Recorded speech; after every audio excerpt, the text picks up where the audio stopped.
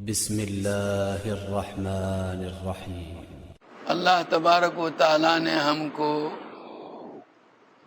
ابھی رمضان المبارک جیسا بابرکت مہینہ عطا فرمایا، اور جیسا کہ آپ کو معلوم ہے یہ اسی لیے دیا گیا ہے کہ اس مہینے میں آدمی اپنا رابطہ اور تعلق اللہ تبارک و تعالیٰ کی ذات عالی کے ساتھ مضبوط کرے۔ اللہ تعالیٰ کی طرف سے بھی اس مہینے میں ایسے اسباب اس کے لیے بنائے جاتے ہیں کہ ان اسباب کی وجہ سے معمولی آدمی کے لیے بھی عبادت کرنا آسان ہو جاتا ہے۔ ایسے لوگ جو گناہوں کے عادی ہوتے ہیں ان کے لیے اپنے آپ کو ذرا سی ہمت کر کے گناہوں سے بچانا آسان ہو جاتا ہے۔ یہ سارا ایک خدائی انتظام ہے، اور اس کا مقصد یہ ہے کہ اس مہینے میں آدمی اپنا تعلق اللہ تبارک و تعالیٰ کی ذات عالی کے ساتھ قائم کر لے۔ اللہ تعالیٰ کے ساتھ تعلق کیسے قائم کیا جاتا ہے؟ جیسے ہم آپس میں انسانوں کے تعلق قائم ہوتے ہیں نا، بیٹھے بیٹھے تو نہیں ہوتے۔ آپ کسی کی ملاقات کے لیے جائیں گے، اس کے پاس بیٹھیں گے، وہ آئے گا، وہ بیٹھے گا، آپس میں ایک دوسرے کے ساتھ ملنے جلنے کی نوبت آئے گی۔ تو اللہ تبارک تعالیٰ کو جو اعمال پسند ہیں، جن اعمال کے انجام دینے سے اللہ تبارک تعالیٰ راضی ہوتے ہیں، ایسے اعمال جب ہم انجام دیں گے تو ان اعمال کی برکت سے ہمارا تعلق اللہ تعالیٰ کی ذات کے ساتھ قائم ہوگا، اور خود اللہ تبارک و تعالیٰ ہی نے نبی کریم صلی اللہ تعالیٰ علیہ وسلم کے ذریعے سے ہمیں وہ اعمال بتلا بھی دیے کہ اس مہینے میں آپ کو یہ کام کرنے ہیں۔ ایک تو روزہ ہے۔ اسلام نے جن 5 چیزوں کو بہت بنیادی اور اہم حیثیت دی ہے، اسلام کے بنیادی فرائض جن کو کہا جاتا ہے، ان میں سے ایک روزہ ہے، اور وہ اسی مہینے میں جو ہے وہ انجام دیا جاتا ہے۔ اس کی ترتیب بھی سب کو معلوم ہے۔ ایک تو اس کا ایک ظاہری ڈھانچہ ہے کہ ہم صبح صادق سے لے کر غروب آفتاب تک اپنے آپ کو کھانے پینے اور بیوی کے ساتھ صحبت کرنے سے روکے رکھتے ہیں، لیکن یہ تو اس کا ایک ظاہری ڈھانچہ ہے، اور اس کا حقیقی جو اس کی اندر کی حقیقت ہے وہ یہ ہے کہ ہم ہر وقت اللہ تبارک تعالیٰ کی ذات عالی کا ایک تصور اپنے ذہن میں قائم رکھیں کہ اللہ تعالیٰ مجھے دیکھ رہے ہیں۔ آپ جانتے ہیں کہ کیسا ہی گنہگار سے گنہگار آدمی ہو، بدکار سے بدکار آدمی ہو، لیکن جب ایک مرتبہ وہ روزے کی نیت کر لیتا ہے تو اپنے آپ کو ان کاموں سے بچاتا ہے، اور ہر وقت اس کے ذہن پر یہ تصور قائم رہتا ہے کہ مجھے اللہ دیکھ رہا ہے۔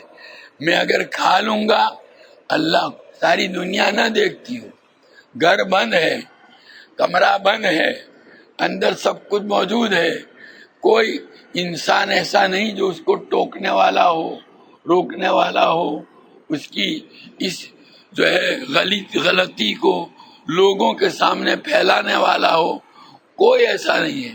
لیکن وہاں بھی یہ اللہ کا بندہ جو دیکھنے کے اعتبار سے لوگ اس کو گیا گزرا سمجھتے ہیں، معمولی اور گنہگار سمجھتے ہیں، لیکن وہ بھی یہ سوچتا ہے کہ اللہ تبارک تعالیٰ مجھے دیکھتے ہیں۔ میں نے جس اللہ کو راضی رکھنے کے لیے روزہ رکھا ہے وہ اللہ مجھے دیکھ رہے ہیں۔ قرآن حدیث پاک میں نبی کریم صلی اللہ تعالیٰ علیہ وسلم نے اللہ تبارک و تعالیٰ کا ارشاد نقل کیا ہے کہ الصوم لی وانا اجزی بہی، روزہ میرے لیے ہے، روزہ میرے لیے ہے۔ وہ کیا؟ روزہ ایک ایسی عبادت ہے کہ اس عبادت کا انسانوں کو پتہ نہیں چلتا، آپ نماز پڑھیں گے تو نماز کے لیے خاص انداز رکھا ہے. آدمی قبلے کی طرف منہ کرے گا، ہاتھ اٹھا کر نیت باندھے گا، رکوع میں جائے گا، سجدہ کرے گا. ہر آدمی جب اس کو دیکھے گا تو محسوس کرے گا کہ یہ نماز پڑھ رہا ہے. سب اس کی نماز کو دیکھیں گے. کوئی آدمی کسی کو صدقہ کر رہا ہے تو وہاں جو ایک دو آدمی موجود ہوں گے وہ دیکھیں گے کہ اس نے فلاں غریب کو، فلاں محتاج کو کچھ دیا. حج کرے گا، حج کے جو اعمال شریعت نے بتلائے ہیں سب دیکھ رہے ہیں. لیکن روزہ ایک ایسا عمل ہے کہ اس میں جو ہوتا ہے اس کا کسی کو پتہ نہیں چلتا. صبح سے شام تک وہ اپنے آپ کو کھانے پینے سے، اپنی بیوی کے پاس جانے سے روکتا ہے، لیکن اگر اس کے گھر میں اس کا کوئی ساتھی ہو اور اس نے اپنے گھر والوں کو بتایا نہیں ہے کہ میرا روزہ ہے، تو کسی کو دن بھر بھی پتہ نہیں چلے گا کہ اس کا یہ روزہ ہے. یہ ایک ایسی عبادت ہے. ہمارے بزرگوں میں اور علماء میں ایک بہت بڑے عالم گزرے ہیں، صاحب ہدایہ رحمۃ اللہ علیہ. یہ ایک کتاب ہے مسائل کی، جو ہمارے یہاں مدرسوں کے اندر پڑھائی جاتی ہے، اور بہت بڑی ضخیم کتاب ہے. کئی سالوں میں انہوں نے اس کتاب کو لکھا ہے کہ جس زمانے میں وہ اس کتاب کی تصنیف کر رہے تھے وہ روزے سے رہے، لیکن ان کے روزے کا کسی کو پتہ نہیں چلا. گھر والے اپنے وقت پر ان کا کھانا بھیج دیتے تھے، وہ رکھ لیتے تھے، بعد میں کسی غریب کو دے دیتے تھے. اور اس طرح 12 سال تک انہوں نے اس کتاب کی تصنیف میں وقت لگایا، اور گھر کے ایک آدمی کو بھی پتہ نہیں چلا کہ انہوں نے روزہ رکھا تھا. روزے کے ساتھ یہ علمی کام کیا تھا. تو حقیقت تو یہ ہے کہ روزہ ایک ایسی عبادت ہے کہ جس کا پتہ اللہ تعالیٰ کے علاوہ کسی کو نہیں چلتا. ایک تو آدمی خود دوسروں کو کہے کہ میرا روزہ ہے، وہ بات دوسری ہے، لیکن اگر ایسا نہ کہے تو کوئی جان سکتا نہیں ہے. اسی کو حدیث میں باری تعالیٰ فرماتے ہیں الصوم لی، روزہ میرے لیے ہے. گویا روزہ ایک ایسی عبادت ہے جو خاص اللہ کے لیے انجام دی جاتی ہے، اور اس میں کسی کے دکھلاوے کو، کسی کی شہرت کو کوئی دخل نہیں ہے. اور پھر اگر روزے کے جو تقاضے ہیں ان تقاضوں کو ملحوظ رکھتے ہوئے اگر کوئی آدمی روزہ رکھے گا تو اللہ تبارک تعالیٰ نے یہ روزہ جن مقاصد کے لیے فرض کیا ہے وہ مقاصد بھی حاصل ہوں گے. جیسا کہ آپ نے فضائل رمضان میں سنا ہوگا کہ قرآن پاک میں باری تعالیٰ کا ارشاد ہے کتب علیکم الصیام کما کتب علی الذین من قبلکم، کہ تم پر اس طرح روزے فرض کیے گئے جیسے تم سے اگلی امتوں پر فرض کیے گئے تھے. تم یعنی تمہاری باڈی کے اوپر. تو لکھا ہے، علماء نے لکھا ہے کہ گویا تمہاری پوری باڈی کے ہر عضو کو چاہیے کہ روزے کے تقاضے کو پورا کرے. روزہ خالی بھوکا پیاسا رہنے کا نام نہیں ہے، بلکہ آنکھ پر بھی روزہ ہے، کان پر بھی روزہ ہے، زبان پر بھی روزہ ہے، ہاتھ پاؤں پر بھی روزہ ہے. ویسے تو ہماری آنکھیں ادھر ادھر بھٹکتی تھی، لیکن جب روزہ ہو اس کو سوچنا چاہیے کہ میرا روزہ ہے، مجھے اپنی آنکھ کی حفاظت کرنی ہے. اس آنکھ کو ایسی جگہ جہاں دیکھنے سے اللہ نے مجھے منع کیا ہے استعمال نہیں کرنا ہے. اس کان سے ایسی باتیں جن کو سننے سے اللہ تعالیٰ نے مجھے روکا ہے، اپنے آپ کو اس باتوں کو سننے سے روکنا ہے. اس زبان سے ایسی باتیں نکالنا جس سے اللہ نے مجھے منع کیا ہے، وہ اس سے اپنے آپ کو بچانا ہے. یہ ساری چیزوں کا اہتمام ہے. یہ سب کریں گے تو روزے کا جو حقیقی فائدہ ہے وہ حاصل ہوگا. اور اگر اس میں ہم نے کوتاہی کی تو کہنے کو تو روزہ ہو جائے گا، لیکن روزے کا جو مقصد ہے، جس مقصد کے لیے شریعت نے ہمیں روزہ رکھنے کا حکم دیا ہے، وہ ہمیں حاصل نہیں ہوگا. وہ نورانیت حاصل نہیں ہوگی، وہ فائدہ حاصل نہیں ہوگا، اللہ کے ساتھ وہ تعلق قائم نہیں ہوگا. حضرت مولانا شاہ ابرار الحق صاحب رحمۃ اللہ علیہ ایک مثال دیا کرتے تھے، آپ نے اپنے کمرے میں اے سی لگوایا، اب آپ سخت گرمی کے اندر اپنے اس کمرے کو ٹھنڈا کرنا چاہتے ہیں، اے سی چلایا، اب اے سی چلایا لیکن آپ دیکھ رہے ہیں کہ اے سی کب سے چل رہا ہے، فل چل رہا ہے، لیکن کوئی ٹھنڈک نہیں، کیوں بھائی نہیں ہے؟ ارے وہ کھڑکی تو کھلی ہے، وہ کھڑکی کھلی ہے، وہ دروازہ کھلا ہوا ہے، اور ان دروازوں اور کھڑکیوں کے کھلے ہوتے ہوئے جب باہر کی ہوا اندر آئے گی، اندر کی ہوا کیسے ٹھنڈی ہوگی؟ یہ مشین اپنا کام نہیں کرے گی، اس سے کوئی فائدہ نہیں ہوگا، ایک ذرا سا سوراخ بھی باقی رہ جائے گا تو بھی اے سی کا جو فائدہ ہے وہ حاصل نہیں ہوگا۔ اسی طریقے سے ہمیں اپنے جسم کے ان سارے دروازوں کو بند کر دینا ہے، آنکھوں کے دروازے جس کے ذریعے سے ہم اللہ کی نافرمانیاں کرتے ہیں اس کو بند رکھنا ہے، کان کے دروازے جن سے ہم ایسی باتیں جس کو سننے سے اللہ تعالیٰ نے منع فرمایا سنتے ہیں اس کو بند کرنا چاہیے، زبان ایسی جگہ اور اس سے ایسی باتیں بولنا جس سے اللہ نے ہمیں منع کیا ہے، غیبت ہے، کسی کے اوپر طنز و تشنیع ہے، اس سے اپنے آپ کو بچانا ہے۔ تو کہنے کا حاصل یہ ہے کہ یہ سب کرو گے تو روزے کا فائدہ حاصل ہوگا۔ تو وہ جیسے ٹی وی اور یہ اے سی ہے تو یہ سب کھڑکیاں بند رکھو گے تو آپ کا کمرہ ٹھنڈا ہوگا، اسی طریقے سے روزے کے اندر بھی یہ ساری تدبیریں ہمیں بتائی گئی ہیں۔ ہم نے اگر ان ساری شرطوں کا لحاظ کرتے ہوئے اپنے روزوں کو ادا کیا ہے تو اللہ کی ذات سے امید ہے کہ ان روزوں کے فائدوں سے ہم خالی نہیں رہیں گے، سارے سال اس کا فائدہ ہوگا۔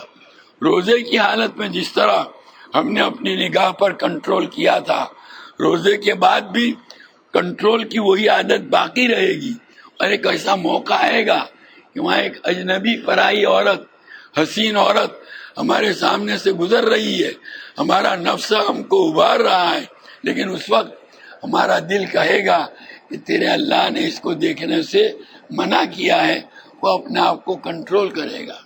کسی ایسی جگہ جہاں بہت اچھے اچھے گانے آ رہے ہیں، لیکن وہاں جب وہ سوچے گا کہ اللہ تعالیٰ نے مجھے اس کے سننے سے منع کیا ہے، تو کہنے کا حاصل یہ ہے کہ روزے کے جو حقیقی تقاضے ہیں ان کے مطابق جب ہم ان روزوں کو انجام دیں گے تو روزے کے سارے فوائد حاصل ہوں گے، اور پھر اس کی وجہ سے اللہ تعالیٰ کی ذات عالی کے ساتھ ایک تعلق اور جو ہے ایک دوستی قائم ہوگی۔ یہ تو ایک مثال ہے، روزہ ایک عمل ہے، میں یہ عرض کر رہا تھا روزہ ایک عمل، تراویح ایک عمل ہے، قرآن کی تلاوت ایک عمل ہے، تسبیحات ایک عمل ہے، نفل نمازیں ایک عمل ہے۔ یہ سارے اعمال جو ہم رمضان کے دنوں میں روزے کی حالت میں انجام دیتے ہیں، یہ وہ اعمال ہیں کہ ان کے ذریعے سے ہمارا تعلق اللہ تبارک تعالیٰ کی ذات کے ساتھ قائم ہوتا ہے۔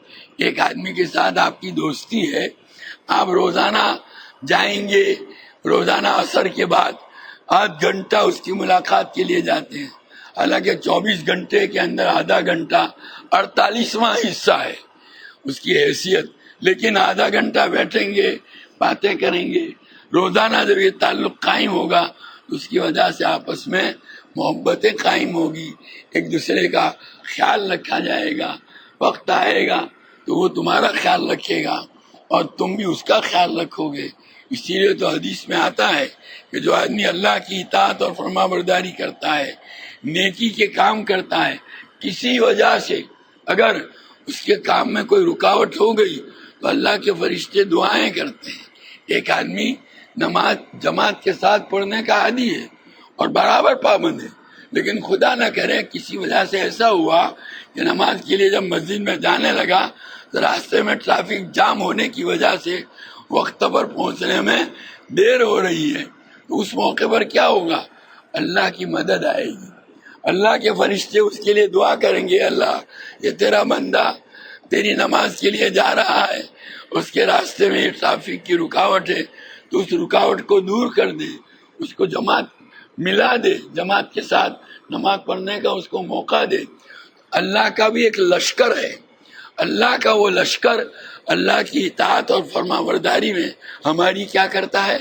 مدد کرتا ہے، جیسے شیطان کا لشکر ہے اللہ کا لشکر ہے۔ اس لیے ہمیں میں ایک مثال دے کر بتلانا چاہتا ہوں، رمضان کے مہینے میں ہر ایک نے اپنی اپنی حیثیت کے مطابق، اپنی اپنی جو ہے طاقت کے مطابق، اپنی اپنی ہمت کے مطابق جو بھی اعمال کیے، زیادہ کم کیے، لیکن وہ ہر عمل جو ہے وہ ایک ایسا عمل تھا جو اللہ تعالیٰ کے ساتھ اس کے تعلق کو قائم کرتا تھا۔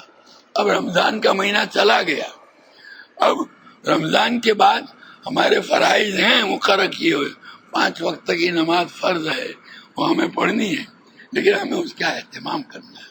حضرت تھانوی رحمۃ اللہ علیہ فرماتے ہیں وہ اعمال جس کے ذریعے سے آدمی اپنے تعلق کو اللہ کی ذات کے ساتھ باقی رکھتا ہے، قائم رکھتا ہے، ان میں سب سے اہم عمل جو ہے وہ کیا ہے؟ نماز ہے۔ نماز کی بہت بڑی اہمیت حدیث میں آتا ہے کہ دین میں نماز کی حیثیت ایسی ہے جیسے آدمی کے جسم میں سر اگر کاٹ دیا جائے تو آدمی باقی نہیں رہے گا، اگر نماز نہیں رہے گی تو دین باقی نہیں رہے گا۔ اللہ کے ساتھ تعلق قائم کرنے کے لیے نماز ہے۔ اس لیے یہ نہیں کہ بھئی جب تک رمضان کا مہینہ رہا ہم نے نمازوں کی پابندی کی، اب رمضان کا مہینہ گیا تو اب نماز کی طرف سے غفلت ہو رہی ہے۔ وہ لوگ اشتہار چھاپتے ہیں نا، ہمارا آدمی گم ہو گیا ہے، ایک مثال ہے۔ تو کہنے کا حاصل یہ ہے کہ نہیں، ہمیں اس چیز کو باقی رکھنا ہے، اسی کے ذریعے سے اللہ کے ساتھ ہمارا تعلق قائم رہے گا۔ رمضان کے اندر ہم قرآن کی تلاوت کرتے تھے، معمولی آدمی بھی 1 قرآن 2 قرآن 3 قرآن ختم کرتا تھا۔ حالانکہ ہم وہ کہے کہ میں نے 2 قرآن پڑھے تو بعض لوگوں ماننے کے لیے تیار نہیں ہوں گے کہ اس نے 2 قرآن پڑھے ہوں گے، لیکن نہیں، اللہ تعالیٰ توفیق دیتی ہے۔ تو اس کا مہینہ اس کا مطلب یہ نہیں رہا کہ اب رمضان کا مہینہ چلا گیا تو اب قرآن کے ساتھ ہمارا کوئی تعلق نہ رہے، وہ بند کر کے رکھ دیا زدان نے، اب آئندہ سال جب رمضان کا مہینہ آئے گا تو اس کی دھول جھاڑیں گے اور کھول کر کے پڑھنے کی کوشش کریں گے۔ نہیں، بلکہ روزانہ اس کی اتنا ہے کہ رمضان میں ہم روزانہ 3 پارے پڑھتے تھے، 2 پارے پڑھتے تھے، اب 1 پڑھیں گے، آدھا پڑھیں گے، جیسی ہماری حیثیت ہے۔ ایک حافظ ہے تو حافظ کو ایک منزل کے لیے کہا گیا ہے، غیر حافظ کو اس سے کم کے لیے کہا گیا ہے، لیکن بہرحال پڑھنا ہے۔ قرآن کی تلاوت کا سلسلہ باقی رہنا چاہیے۔ قرآن اللہ کا کلام ہے، اور کتابوں میں آتا ہے کہ قرآن کی تلاوت سے اللہ تعالیٰ کے ساتھ جتنا آدمی کا تعلق قائم ہوتا ہے، اللہ کی محبت جتنی پیدا ہوتی ہے، کسی اور عمل سے اتنی نہیں۔ امام احمد بن حنبل رحمۃ اللہ علیہ نے نبی کریم صلی اللہ تعالیٰ علیہ وسلم کو 100 مرتبہ خواب میں دیکھا۔ 100ویں مرتبہ جب خواب میں دیکھا تو انہوں نے پوچھا اللہ تعالیٰ سے کہ باری تعالیٰ، کسی بندے کا تعلق آپ کے ساتھ زیادہ سے زیادہ کون سی چیز کے ذریعے سے ہوگا؟ تو باری تعالیٰ نے فرمایا جو چیز میرے اندر سے نکلی ہے، یعنی اللہ کا کلام آدمی کے اندر سے نکلتا ہے۔ تو یہ قرآن میرا کلام ہے، اللہ کے اندر سے نکلا ہے، کہ اس قرآن کے ذریعے سے اللہ کے ساتھ جتنا تعلق قائم ہوتا ہے کسی اور چیز کے ذریعے سے اتنا نہیں۔ اس لیے قرآن کی تلاوت کا اہتمام ہونا چاہیے، تسبیحات کا اہتمام ہونا چاہیے۔ ہمیں نبی کریم صلی اللہ علیہ وسلم نے ہر فرض نماز کے بعد تسبیحات بتائی ہیں۔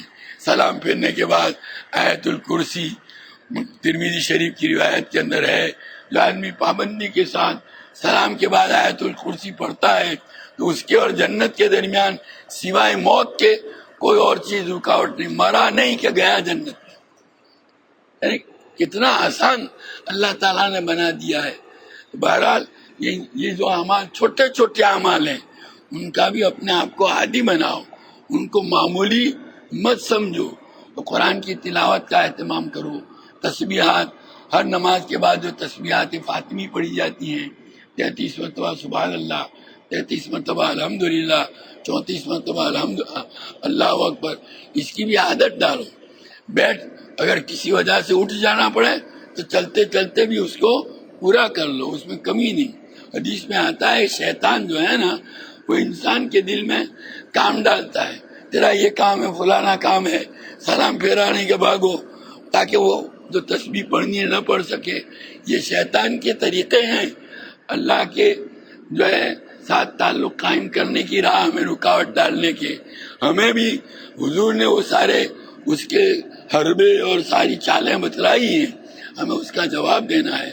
تمہارا جو ہے اسی طرح دعاؤں کا اہتمام، دعاؤں کی عادت ڈالو۔ آپ بیت الخلاء جا رہے ہیں تو بیت الخلاء میں جانے کا طریقہ ہم کو نبی کریم صلی اللہ علیہ وسلم نے بتلایا، دعا بتلائی۔ بھائی کیسے جائیں گے؟ کہ بھائی الٹا پاؤں پہلے رکھنا ہے، اندر جانے سے پہلے دعا کرنی ہے، بسم اللہ ہے، اللہم انی اعوذ بک من الخبث والخبائث۔ اندر جانے سے فارغ ہونے کے بعد جب باہر نکلے تو پہلے سیدھا پاؤں نکالنا ہے، اس کے بعد دعا کرنی ہے، غفرانک الحمدللہ الذی اذھب عنی العذا وعافانی۔ کھانے کے لیے جب بیٹھے ہیں، کھانا کون آدمی نہیں چاہتا کہ اس کے کھانے میں برکت نہ ہو؟ ہر آدمی چاہتا ہے، لیکن ہم ان برکتوں کا اہتمام نہیں کرتے۔ پھر بھی شمائل کی روایت میں ہے حضرت سلمان فارسی کی، بھائی کھانے کے اندر کھانے سے پہلے ہاتھ دھو، کھانے کے بعد ہاتھ دھو، اس سے کھانے میں کیا ہوتی ہے؟ برکت ہوتی ہے۔ کھانے سے پہلے اللہ کا نام لو، بسم اللہ پڑھو، کھانے کے دوران موقع بموقع الحمدللہ، کھانے سے فارغ ہونے کے بعد دعا پڑھو۔ تو مطلب یہ ہے ہر کام میں، سونے کا طریقہ ہمیں بتایا، سارے کاموں کے طریقے نبی کریم صلی اللہ علیہ وسلم نے بتلائے ہیں۔ اور میں کہتا ہوں یہ کام کرتے ہیں، کام تو کرتے ہی ہیں نا، کھانا تو کھاتے ہی ہیں، ایسا تو کہ نہیں کھاتے۔ اب کوئی آدمی ہاتھ دھوتا ہے، کوئی نہیں دھوتا، کوئی بسم اللہ پڑھتا ہے، کوئی نہیں پڑھتا، کوئی بیت الخلاء جاتے ہیں، کوئی پہلی دعا پڑھتا ہے، کوئی نہیں پڑھتا، لیکن کام تو وہ کرتے ہی ہیں۔ تو جب وہ کام ہو ہی رہا ہے تو ہمیں اس طریقے کے مطابق جو نبی کریم صلی اللہ علیہ وسلم نے ہم کو بتلایا ہے اگر کریں گے تو ہمارے اس کام میں کیسی برکت ہوگی اور اس کے کیسے انوارات حاصل ہوں گے۔ کہنے کو تو ایک چھوٹی سی سنت ہے، چھوٹی سی سنت ہے، لیکن اس پر اللہ تبارک تعالیٰ کی طرف سے بہت بڑا اجر دیا جاتا ہے۔ آپ دل میں یہ تصور کیجئے کہ میں جو کر رہا ہوں یہ حضور کا طریقہ ہے۔ حضور جب کھانا کھاتے تھے تو پہلے ہاتھ دھوتے تھے، اس لیے میں ہاتھ دھو رہا ہوں۔ جب ہاتھ دھوئے نا تو یہ سوچو، شروع میں تو ذرا یاد نہیں رہے گا، لیکن تھوڑے دنوں کے بعد عادت پڑ جائے گی کہ جب ہاتھ دھونے لگیں گے آئے گا خیال کہ میں اس لیے ہاتھ دھوتا ہوں کہ حضور کھانے سے پہلے ہاتھ دھوتے تھے، میں کھانے کے بعد اس لیے ہاتھ دھوتا ہوں کہ حضور کھانے کے بعد ہاتھ دھوتے تھے، میں سونے سے پہلے کہ دائیں کروٹ پر اس لیے لیٹتا ہوں کہ نبی کریم صلی اللہ علیہ وسلم دائیں کروٹ پر لیٹتے تھے۔ جب چند دنوں تک اس تصور کے ساتھ کرو گے نا تو آپ کی پوری زندگی نبی کریم صلی اللہ علیہ وسلم کہتے ہیں کچھ بھی نہیں، خالی ہمارے ذہن کو حاضر رکھنا ہے اور اس چیز کا خیال رکھنا ہے۔ اس لیے یہ سب کر لو گے تو انشاءاللہ آپ کی زندگی میں بڑا انقلاب آئے گا۔